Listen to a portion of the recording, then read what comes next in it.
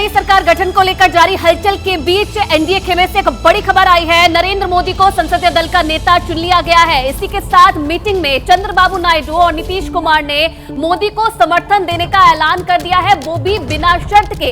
इसी के साथ दोनों नेताओं ने कोई मांग भी नहीं रखी है।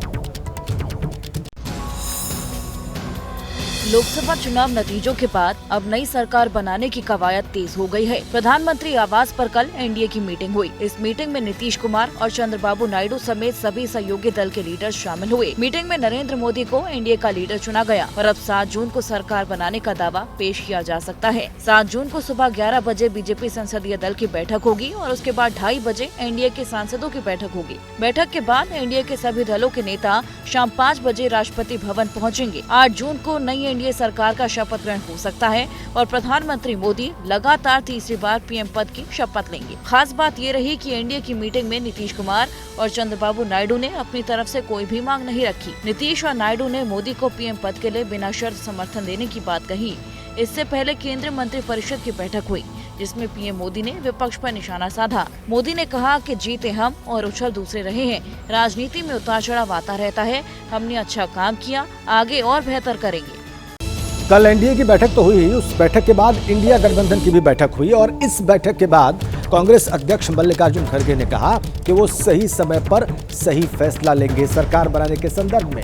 इसका मतलब यह है कि सरकार बनाने की बात पर पूरी तरह से उन्होंने इनकार भी नहीं किया।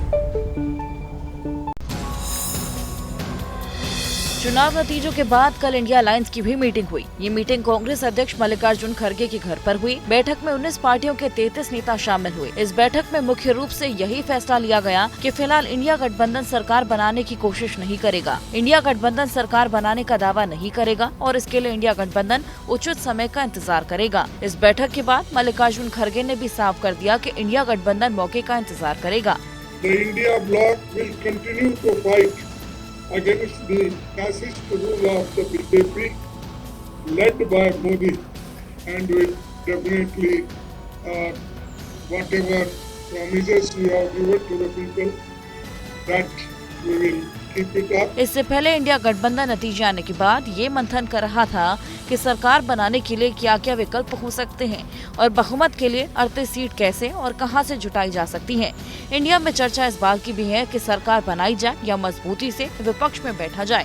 देखिए, लोकसभा चुनाव में बीजेपी को सबसे बड़ा दर्द उत्तर प्रदेश में मिला है। 2019 के मुकाबले बीजेपी की 29 सीटें घट गई है और आखिरकार इस बुरे प्रदर्शन की वजह क्या रही है, अब इसे लेकर मंथन का दौर भी शुरू हो गया है। यूपी बीजेपी के प्रदेश अध्यक्ष भूपेंद्र चौधरी दिल्ली पहुंच रहे हैं, जहां वो शीर्ष नेतृत्व से हार का फीडबैक शेयर करेंगे।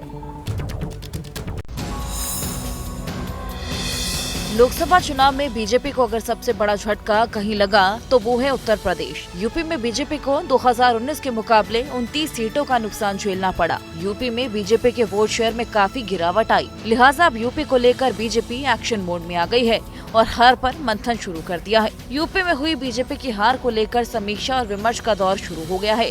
यूपी बीजेपी के अध्यक्ष भूपेंद्र चौधरी दिल्ली पहुंच गए हैं। भूपेंद्र चौधरी हार के कारणों पर केंद्रीय नेतृत्व को अपना फीडबैक शेयर करेंगे। वहीं यूपी में खराब प्रदर्शन को लेकर बीजेपी में भीतरघात की बातें भी उठने लगी हैं। पूरी साजिश हुई है। समाजवादी पार्टी के अधिकारियों ने पोस्टिंग करा ली थी अपनी, हमने तो माननीय मुख्यमंत्री जी को बताया था। आपको बता दें कि 2019 में यूपी में बीजेपी को 62 सीटें मिली थी, जबकि इस बार सिर्फ 33 सीटें ही हासिल हो पाई, जबकि वोट शेयर करीब 50% था।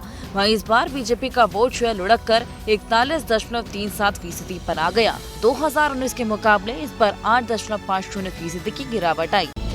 सीटों के लिहाज से यूपी के बाद दूसरा सबसे बड़ा राज्य है महाराष्ट्र और वहां भी यूपी की तरह बीजेपी को भारी नुकसान हुआ है। पिछली बार उनकी 23 लोकसभा सीटें थीं, भारी नुकसान इस बार हुआ है और डिप्टी सीएम देवेंद्र फडणवीस ने इसकी जिम्मेदारी ली है और इस्तीफे की पेशकश भी की है। जिन राज्यों में बीजेपी को बड़ा नुकसान हुआ है उसमें महाराष्ट्र भी शामिल है। महाराष्ट्र में बीजेपी सिर्फ 9 सीट ही जीत सकी। महाराष्ट्र के डिप्टी सीएम और बीजेपी नेता देवेंद्र फडणवीस ने इस खराब प्रदर्शन की जिम्मेदारी ली है और इस्तीफे की पेशकश कर दी है।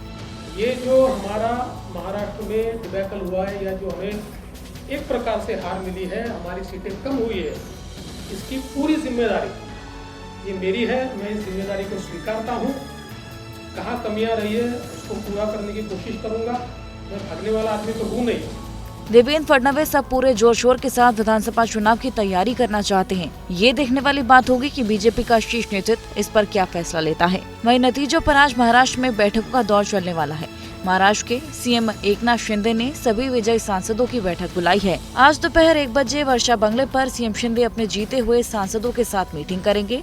अजीत पवार ने भी एनसीपी के पदाधिकारियों की बैठक बुलाई है और मुंबई में आज शाम 5 बजे अजीत पवार मीटिंग लेंगे।